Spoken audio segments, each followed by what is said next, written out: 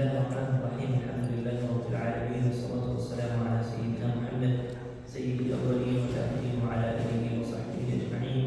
قال تبارك وتعالى: يا أيها الذين آمنوا قوا أنفسكم وأهليكم نارا وقودها الناس والحجارة عليها ملائكة غلاظ شداد لا يعصون الله ما أمرهم ويفعلون ما يؤمرون.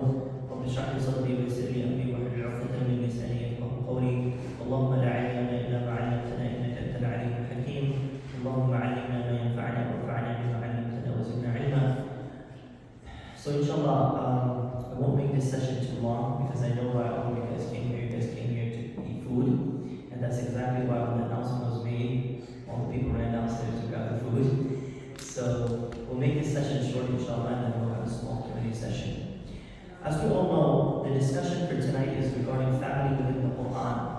And again, this is something perhaps many of us have heard in our Saturday school, it may be a khutbah, but truly speaking, there cannot be enough khutbahs, enough seminars, enough reminders regarding how important it is to build Islam within our homes, to revive the Sunnah of our Messenger ﷺ within our homes, and to have Islamic ethics and Islamic values. Now what happens is usually when raising children here in the West, the concern is that if my child goes to school and he doesn't do good, we're worried about that. Why isn't his grade, good? Why is he not doing so well? Why is he not accepted into some specialized high school or some university that's renowned within the country or renowned within the state? And that's usually our concern.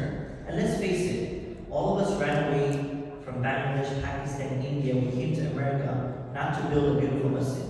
We came here for economic growth, correct? We all agree upon that? Alhamdulillah, as time went, a few decades went by, people had this concern regarding Islam that at the end of the day, as much money as I make, I'm not going to go with this, right? I need to build a masjid, I need to build a community, I need to pray salah, I need to learn Quran. Alhamdulillah, throughout the states, every state that you go to, there's beautiful, mashallah, masajids.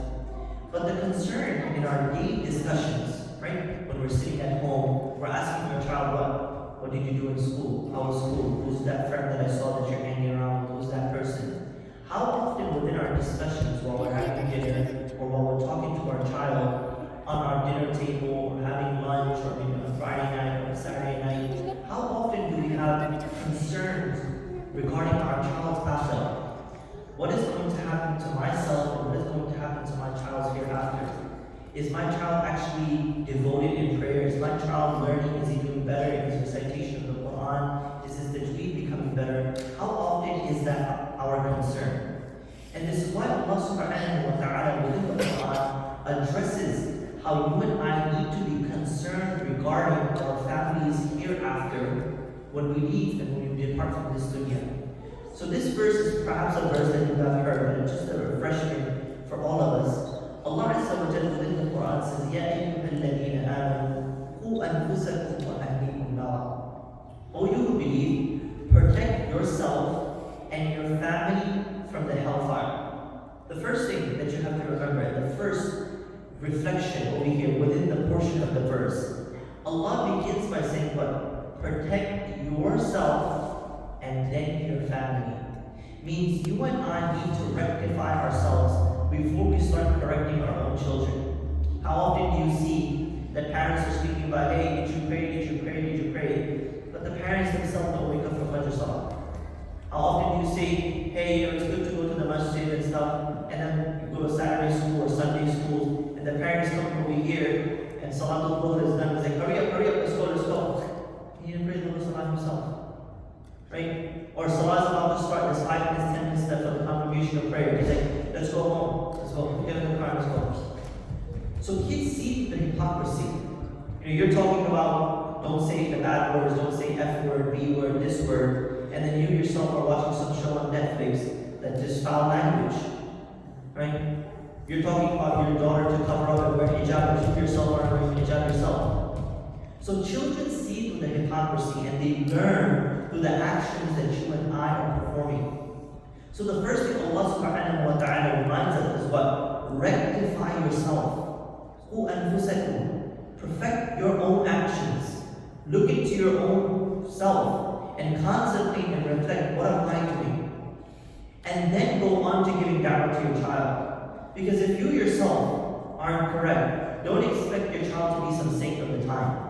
Don't expect your child to be a good Muslim. Don't expect your child to be performing his daily prayers and to be a muttaqi and to be a righteous believer. Because you yourself aren't implementing the ahkam and the sharia and the sunnah of Rasulullah sallallahu alayhi wa sallam. So the first point of reflection in this verse is Allah subhanahu wa ta'ala speaks about protecting yourself and then your family. And one of the things that you have to remember is that life is very short. And every single day you have either friends or family that you know that are departing. And on the day of judgment, Allah subhanahu wa ta'ala speaks about this. إِنَّهُمْ يَرَوْنَهُ بَعِيدًا وَيَرَاهُ قَرِيبًا. And He speaks about several verses within the Quran. يَوْمَ يَفِرُّ الْمَرْءُ مِنْ أَخِيهِ وَأُمِّهِ وَأَبِيهِ. This is where you and I need to be concerned regarding our family. Because on the day of judgment, you're going to be only concerned about yourself. People are going to be running away from their own family members. Brother is going to be running away from his own brother. A mother will be running away from her own child. I don't recognize you, you're my child. I don't know you. Just running away. So if you want to be concerned, this is the place to be concerned, and this is the place to be rectifying your own actions. And the sad reality is, the hardest people to be giving da'wah to is your family. You know, you could be a big employer with 100 people in your companies and running a big empire, and everybody listens to you. Whatever command you give, you know, they abide by the rules and they obey you. But guess what? Your own wife won't listen to you. Your own child won't listen to you. You know, sometimes I have lectures and seminars and people drive, 30, 20 minutes. But I also tell my own sister to come sit here, she won't come. You? I change your diapers. I know you're doing the laundry. Yeah. I'm going to stay home. I'd rather just stay home. I'd rather not come. So the hardest people to give da'wah to, for those people to tell them to pray, to listen to you, to follow the sunnah, etc., etc., it's the hardest people is your family to give da'wah to. And anybody you can ask. And when you look at the lives of even the Anbiya, the people that were the hardest for them to give da'wah to were who? Their own family. Nuh alayhi salatu wasalam. He gave da'wah to his own son, his own wife. They all rejected him. But what do you learn from that? They never gave up on their family. Giving up is not an option. Nuh alayhi salatu wasalam, even before the hurricane, يَا بُنَيَّ ارْكَبْ مَعَنَا وَلَا تَكُنْ مَعَ الْكَافِرِينَ. Oh my son, join me. Don't be amongst the disbelievers. And his son gave a logical explanation. Just like kids who are very smart. You're telling me to pray? You didn't pray yourself. So he gave a logical explanation. قال سآوي إلى جبل يعصمني من الماء قال لا عاصم اليوم من أمر الله إلا من رحم وحال بينهما الموج فكان من المغرقين. He said, I will take amnesty by the mountain. He gave a logical explanation. And what was the hukum? Wahi. قال لا عاصم اليوم. No one will be protected. And then what happened? The result came, the natija came, and he was drowned. You look at Rasulullah sallallahu alayhi wa sallam. Did he give up on his uncle Abu Lahab? Did he give up on his uncle Abu Talib? No, even till the last moment, he continued to give da'wah. And now here in this verse, Allah motivates us, for those of us who are tired of reminding our family, our wives, our husband, our children. Allah subhanahu wa ta'ala says, وَقُودُهَا النَّاسُ وَالْحِجَارَةُ. If you lose motivation, read this verse. عَلَيْهَا مَلَائِكَةٌ غِلَاظٌ شِدَادٌ. There will be angels that Allah will appoint in Jahannam. لَا يَعْصُونَ اللَّهَ مَا أَمَرَهُمْ وَيَفْعَلُونَ مَا يُؤْمَرُونَ. They will be very stubborn people. They will be punishing the dwellers of Jahannam, and they will have no mercy whatsoever. They will not go against the hukum of Allah whatsoever. And think about it. Would you like to see, would I like to see any of my own blood relatives and family members suffering on the day of judgment? So you need to ask yourself that okay, I'm tired of telling my child to pray. I'm tired of telling my husband or my wife or my whoever to pray, even though they're my blood relative. But would I want to see them suffering on the day of judgment? Would I want to see them in pain on the day of judgment? And then Allah subhanahu wa ta'ala goes on in the next verse. يَا أَيُّهَا الَّذِينَ كَفَرُوا لَا تَعْتَذِرُوا الْيَوْمَ. And this is the only place that Allah calls out the disbelievers. In other places, Allah subhanahu wa ta'ala tells Rasulullah sallallahu alayhi wa sallam to say, قُلْ يَا أَيُّهَا قل للذين كفروا. This is the only place. لا تعتذروا اليوم. But here comes the key point. Look at the correlation. First, he addresses the believers. He says, protect yourself and then protect your family, or else what? The hellfire is there for you. And then he speaks to the disbelievers, لا تعتذروا اليوم. Don't present any excuses. Which shows us no one has certificate of Jannah. It's possible. May Allah protect us all. Say Ameen. So, it's possible that even Muslims are going to be punished. لا تعتذروا اليوم. Don't make excuses. إنما تجزون ما كنتم تعملون. That Allah subhanahu wa ta'ala will compensate those who disbelieved Him, those who rejected the messenger on the day of judgment. And then here comes the last point, the last verse that I'd like to share. يا أيها الذين آمنوا توبوا إلى الله توبة نصوحا. O you who believe, turn back to Allah with sincerity. توبة نصوحا. Some people, the way they speak, they're like, oh me, Allah will forgive me, man. The things that I've done in my life, there's no way, man.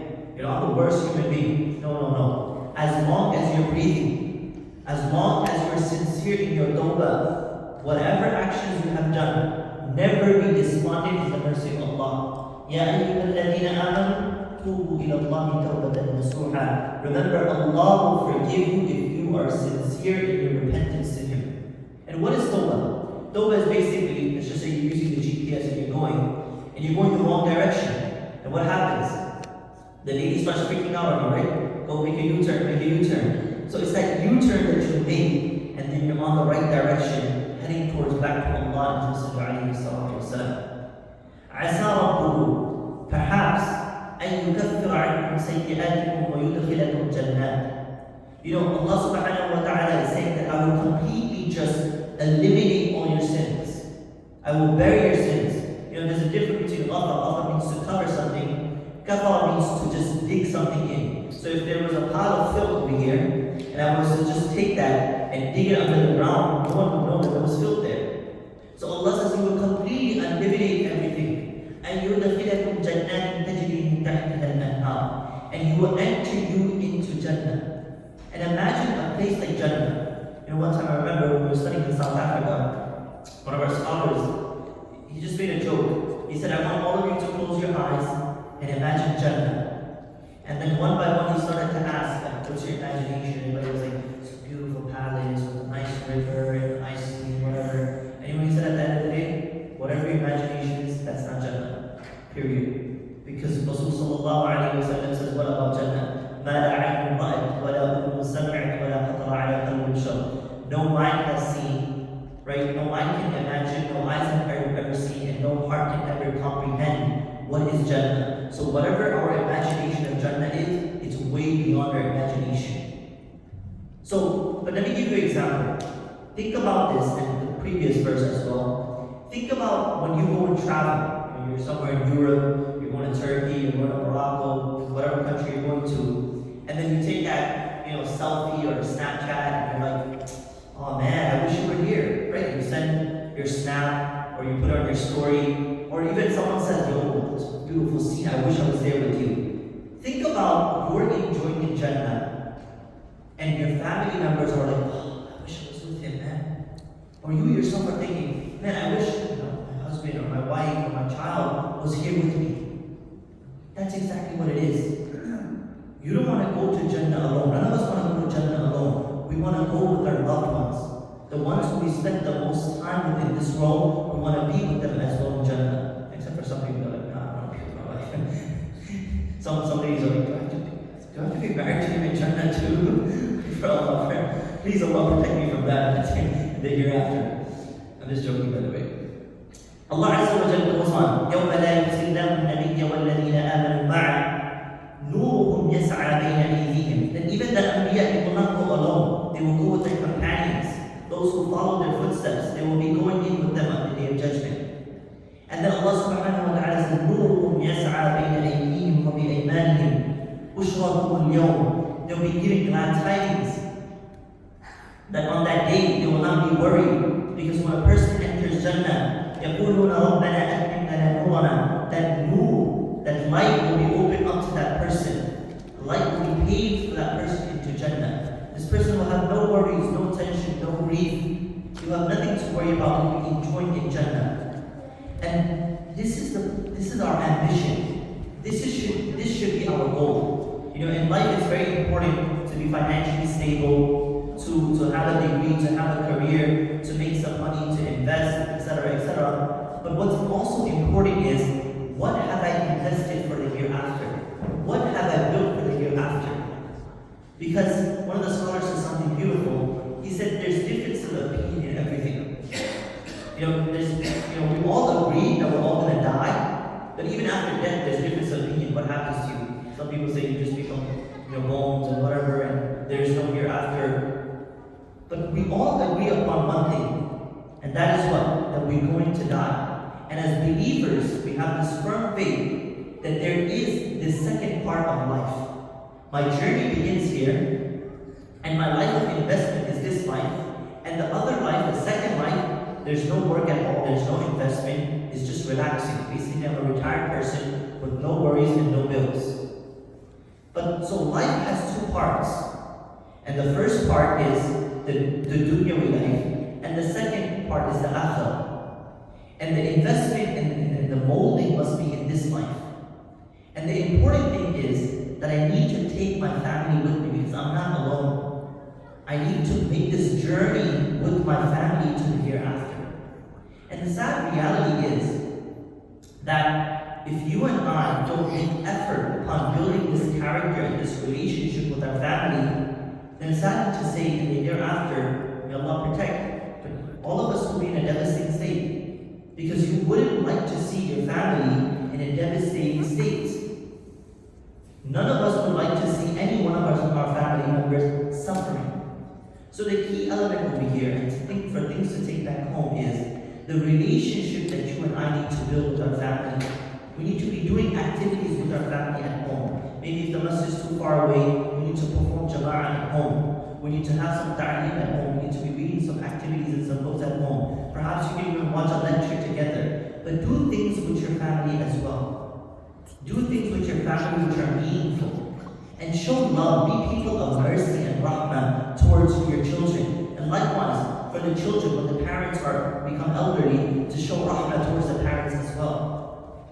And when you look at the seerah of Rasulullah sallallahu alayhi wa sallam, in every family there was that love and that mahabba. And one of the things that we forget is the word mahabba comes from the word habba, which means what? A seed.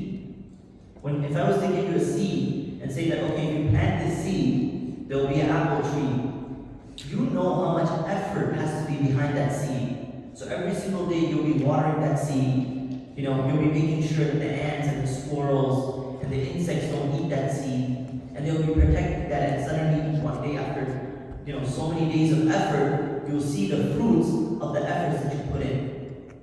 So we have to put in a lot of effort within our families.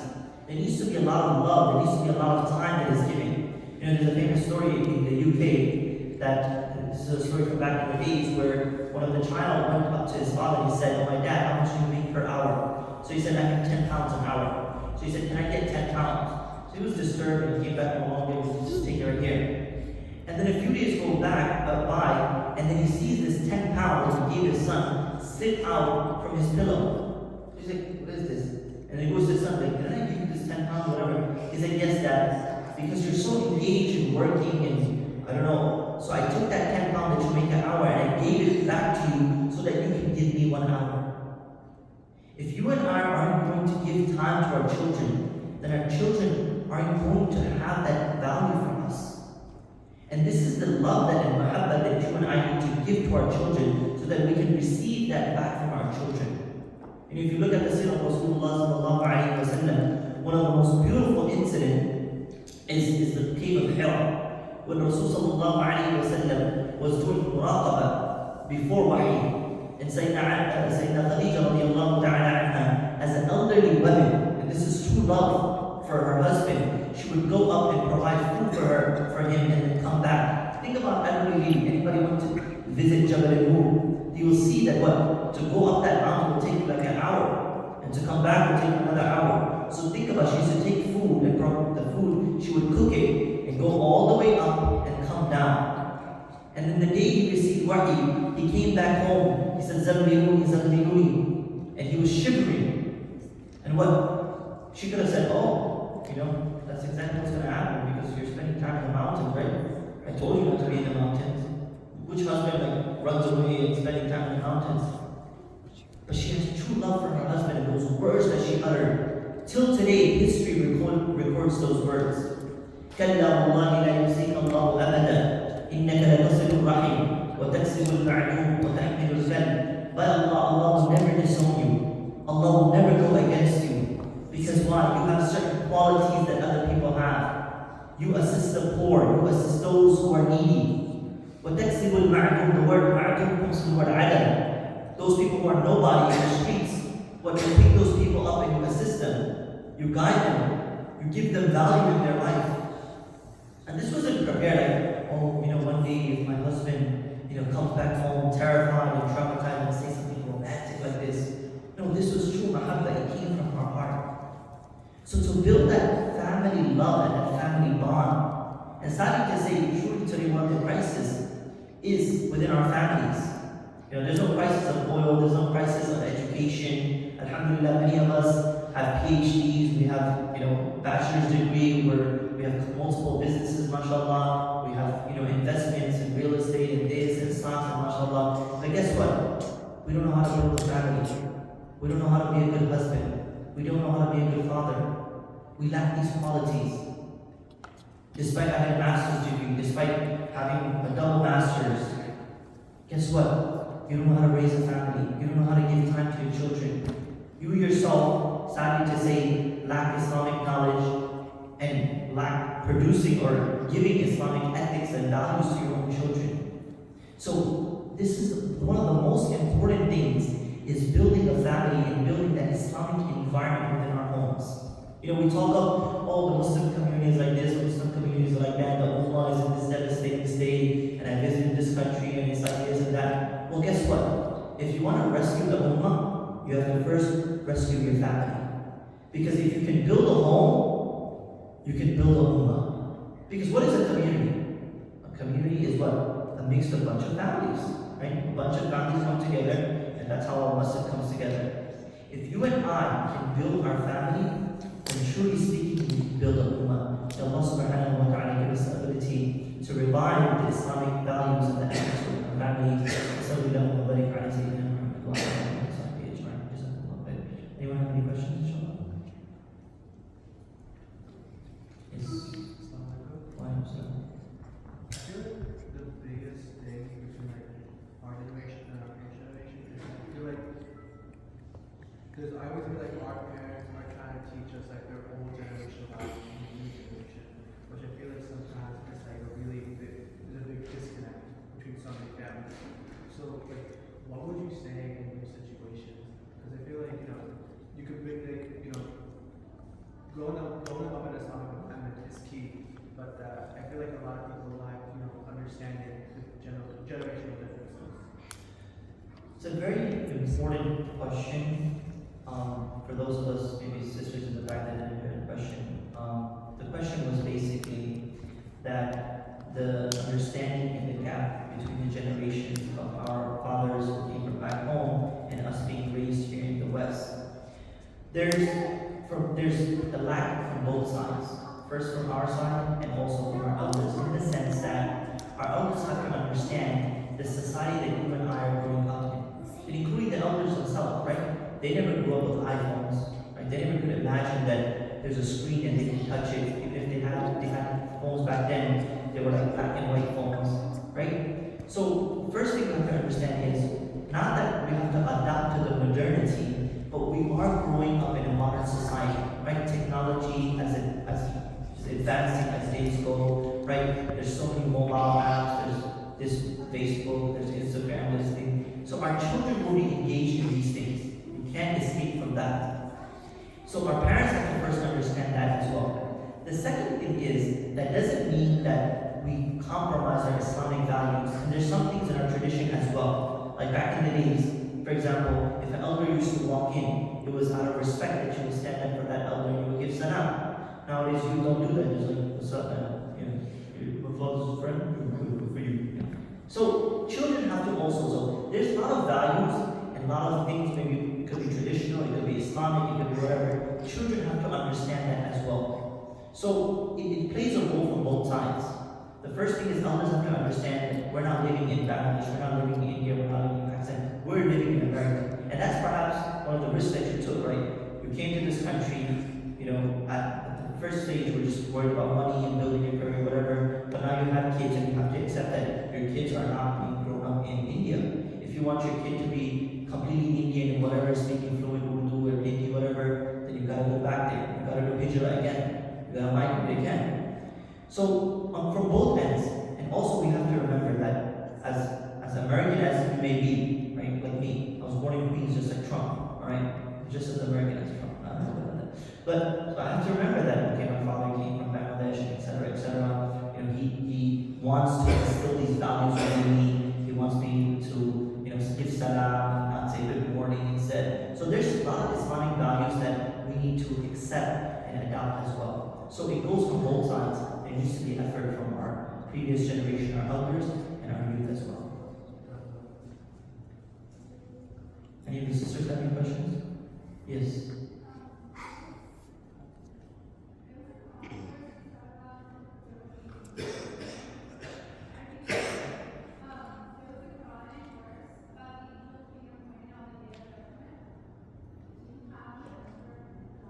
Yes, it's Surah Al-Tahrim. I'll mention the verse to you, inshallah.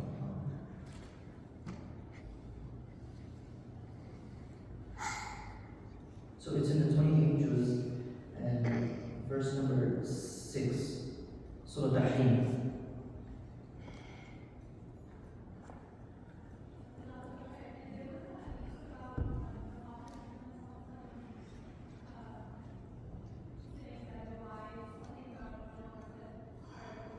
Yes. Yeah. ماذا عين رأت, no eyes have seen paradise. ولا أذن سمعت, no ear has ever heard, right? ولا خطر على قلب بشر, and no mind can comprehend or imagine regarding how beautiful Jannah is. That's a hadith. That's not a verse of the Quran.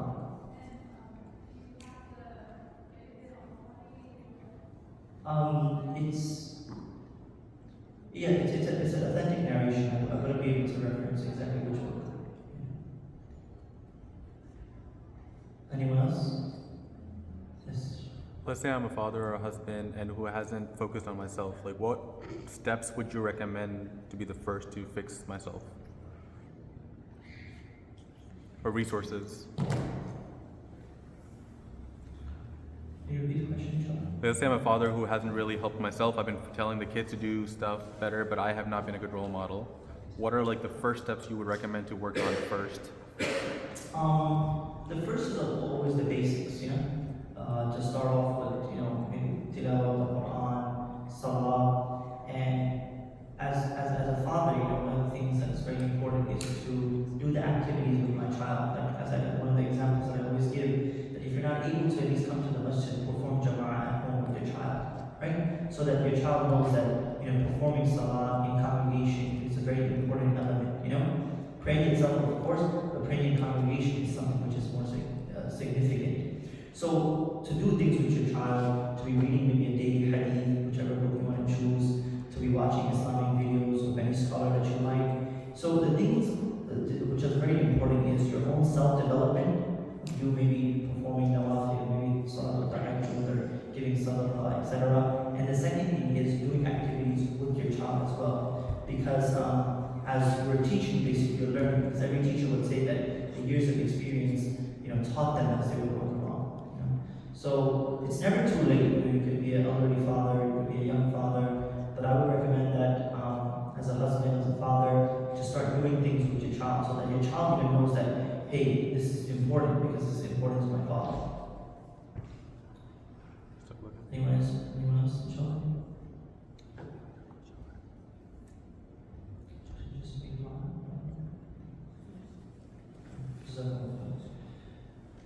الحمد لله رب العالمين والصلاة والسلام على سيدنا محمد سيد الأولين والآخرين وعلى آله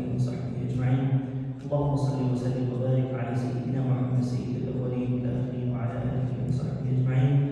سبحانك اللهم وبحمدك نشهد أن لا إله إلا أنت نستغفرك ونتوب إليك. سبحان ربك رب العزة عما يصفون وسلام على المرسلين.